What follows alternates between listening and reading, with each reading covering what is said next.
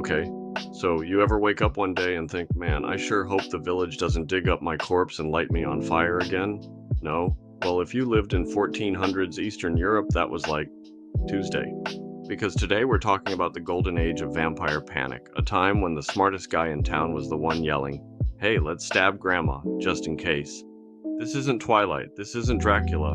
This is real history, like court records, eyewitness accounts, entire towns absolutely losing their minds because someone looked too moist after being dead for a week. So buckle up, we've got 3 centuries of undead chaos, blood rituals, and more grave digging than a goth on Tumblr.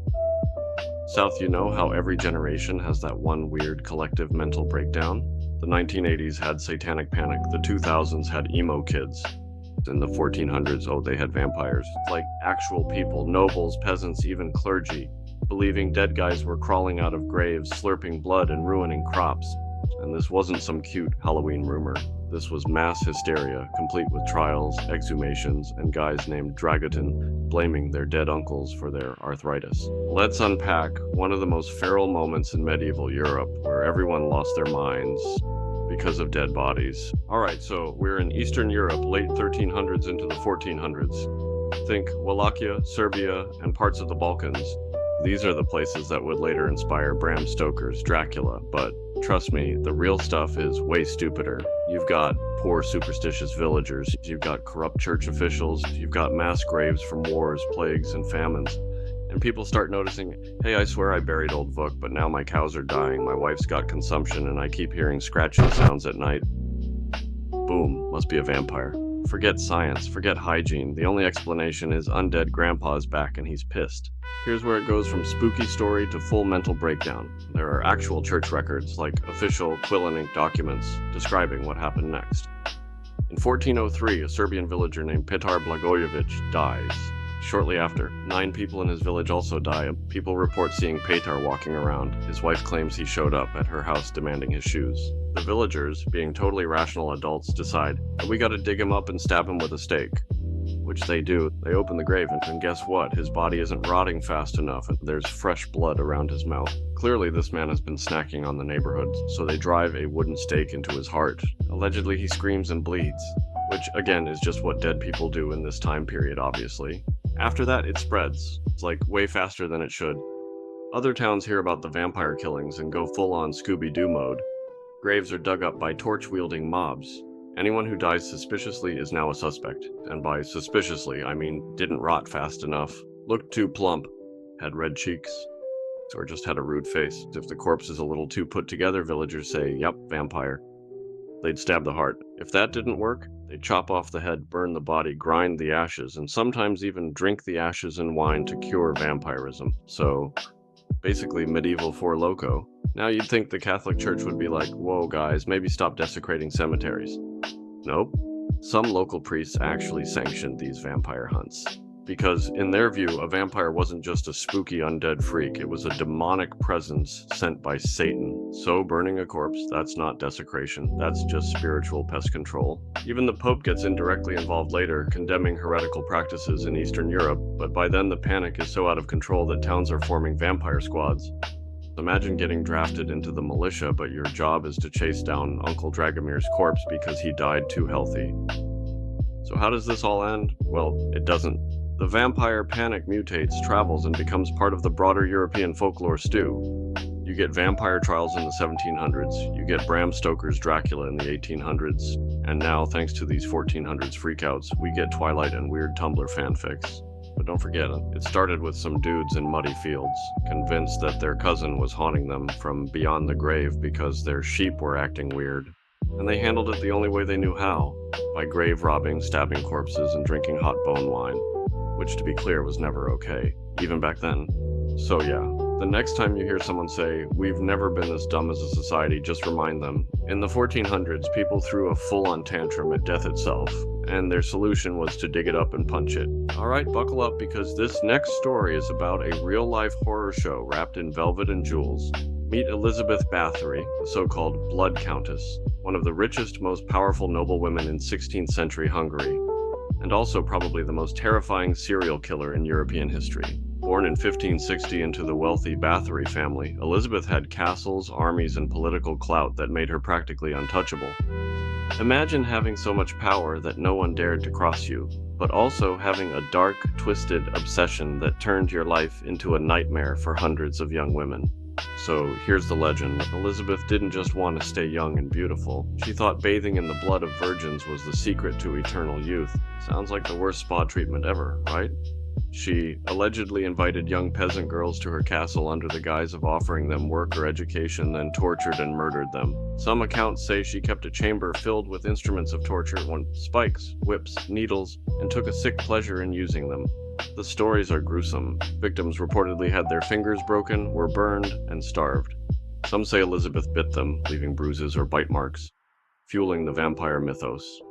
Local rumors spread fast. People whispered about disappearing girls and a bloodthirsty countess, but no one dared speak out.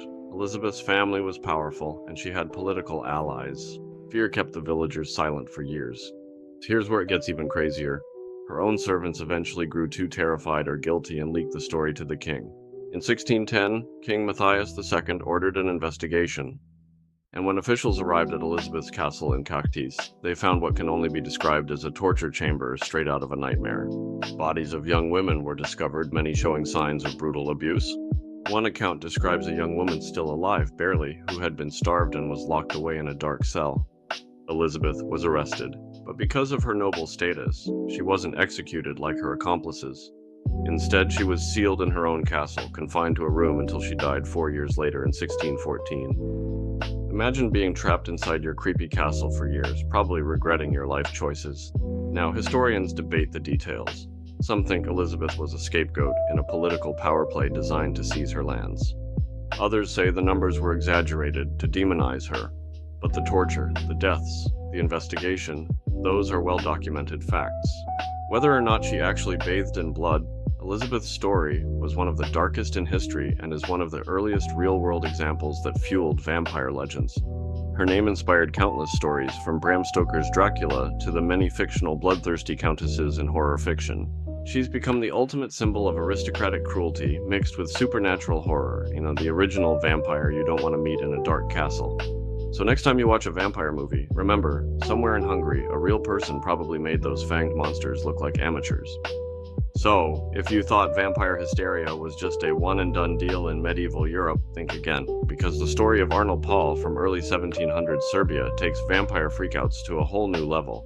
And trust me, it's like a real-life horror movie written by some sleep-deprived history professor on a caffeine binge. Alright, we're in the Balkans, right after the Austro-Ottoman Wars. Villages are trashed, people are starving, disease is everywhere, and as usual everyone's looking for a scapegoat. Enter Arnold Powell, a Serbian soldier who supposedly got bitten by a vampire. Yeah, that's how you start a horror story. Man gets bitten by undead, proceeds to doom entire village. Classic. Arnold dies. But then, people in his village start dying too, mysteriously and fast.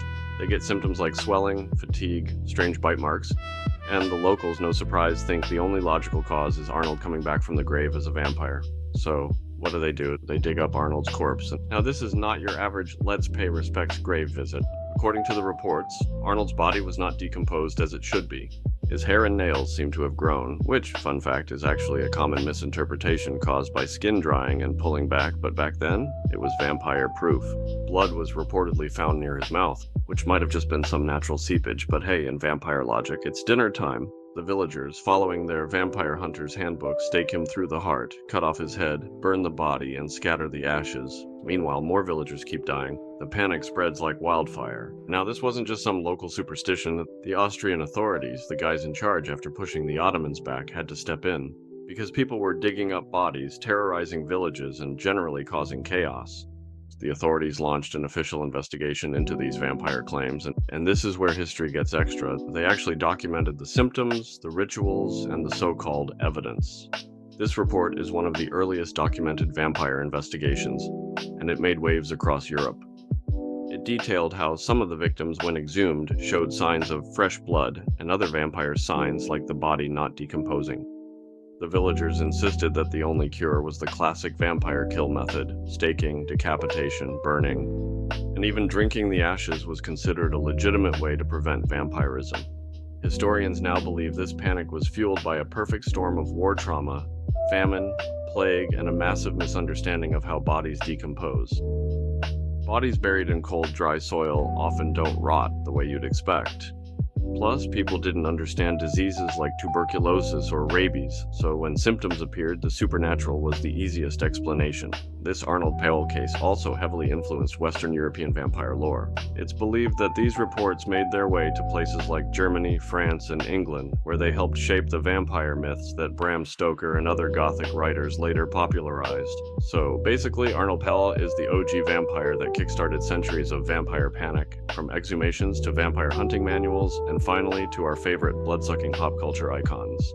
And the best part? Arnold's story is a reminder that sometimes history is weirder than fiction.